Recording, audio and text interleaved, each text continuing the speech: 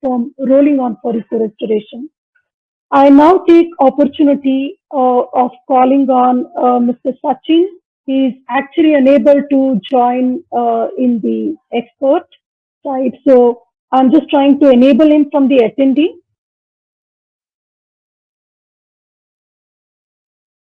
Mr. Sachin, can you please speak?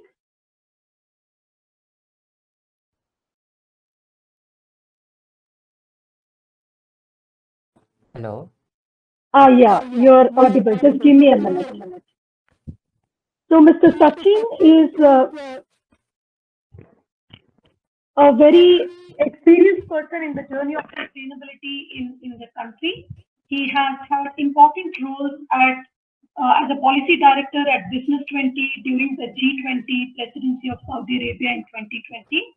And he also headed Center of Excellence for Sustainable Development at CII of Indian Industry.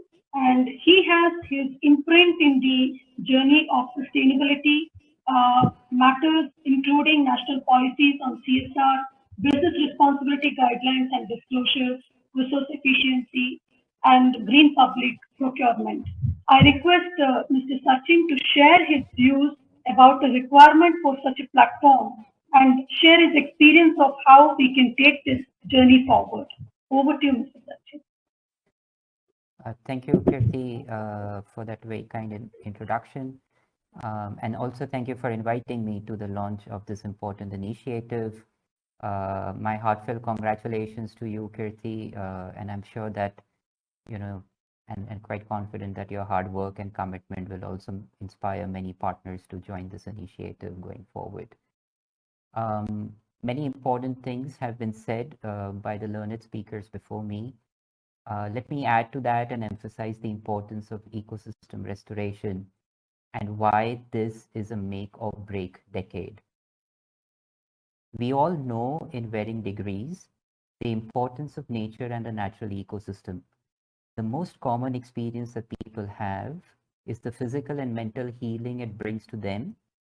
That's the reason we enjoy the sight of flora and fauna, rivers and seas, mountains and beaches. To find that inner peace, people tend to relax in the lap of nature. Now that's exactly the problem.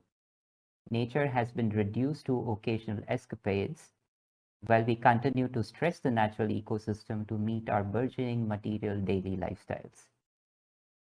This cannot simply continue because anthropogenic impacts on the ecosystem is rupturing the delicate, interdependent, and interconnected constituents of the system, something very eloquently pointed out by Mr. Prabhu as well. We know this now better than ever because of the technological advancements that have improved scientific knowledge. It is from this better knowledge and understanding that this decade assumes its importance.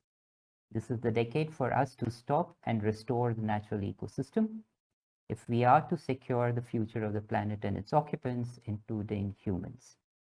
Failing to do so will increase the likelihood of catastrophic consequences. Now, this realization has dawned on us during the past 1 year of COVID-19 pandemic.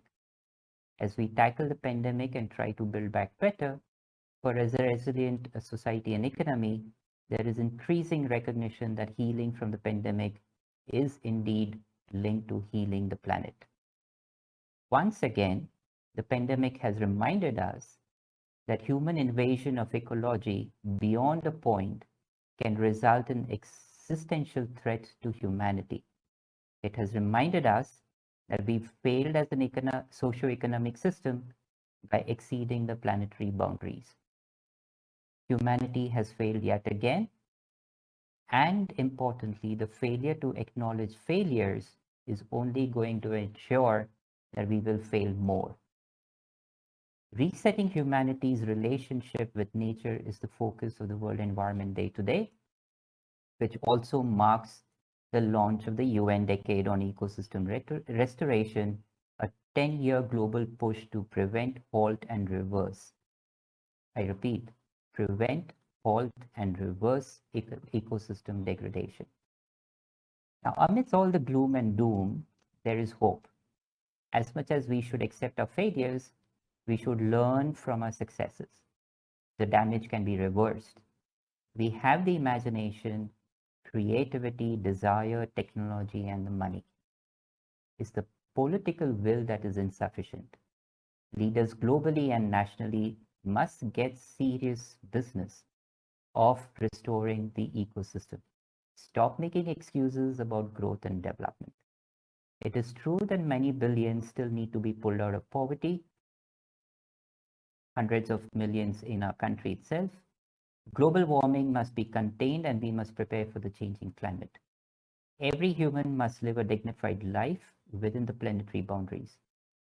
How can we achieve that? By continuing on a development model very similar to the one that brought us to the cliff edge. We need comprehensive development models lying on the table of the policymakers for many decades. Remember, we've been talking about these issues at least since the early 1970s with the Limits to Growth report by Club of Rome and the Stockholm Convention in 1972. We cannot afford the snail pace approach. We are running out of time. We've spent way too much time negotiating drafts after year after year. We have spent way too much time on incremental environmental regulations that are evidently insufficient and have taken a reductionist approach to the environment. And I'm very glad that our honorable speaker from CPCB also acknowledged that and mentioned it. While the problem exacerbates and gets out of control, it is now several times more expensive to implement the same solutions that we have had on the table for decades. Despite that, the cost of restoration is still a fraction of the benefits it can accrue to the planet and the occupants. A recent UNEP report found that the economic benefits of ecosystem restoration are compelling.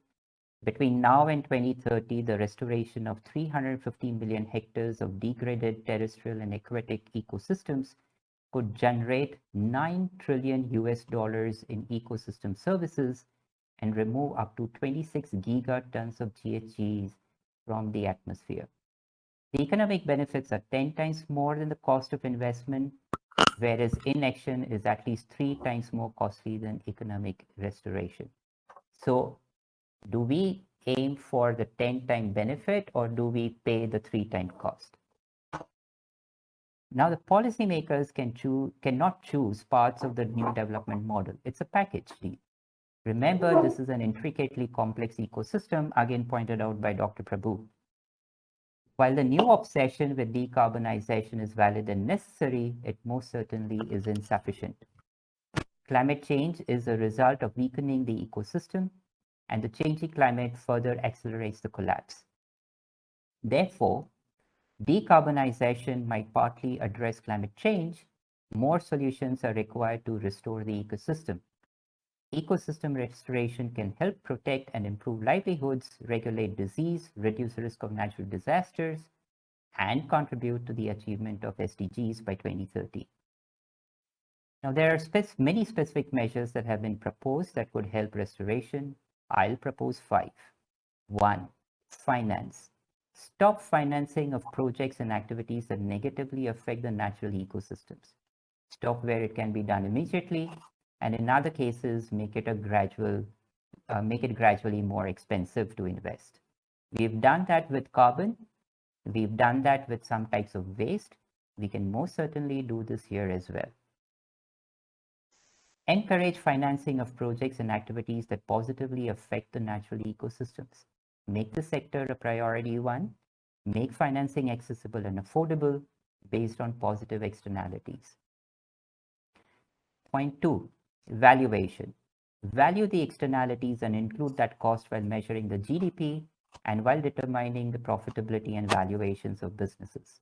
These taxonomies and methodologies have been around for many years. Once again, the necessary political will is missing. Circular and regenerative economy, point 3. Increase the transition to a circular or regenerative economy, without which ecological restoration is simply not possible. The global economy is just about 9% circular, according to a report by Circle Economy. There's a long way to go to cover the other 91%, but it's possible. Circular economy will mean that our dependence on primary material reduces, which improves preservation and restoration of the ecosystem.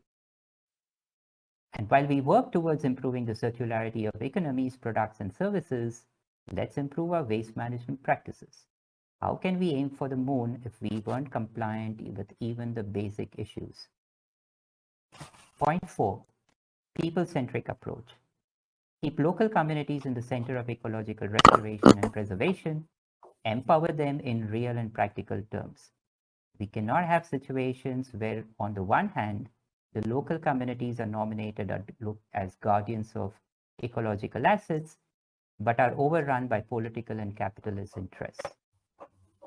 Make preservation and restoration economically rewarding with equitable gains for those involved.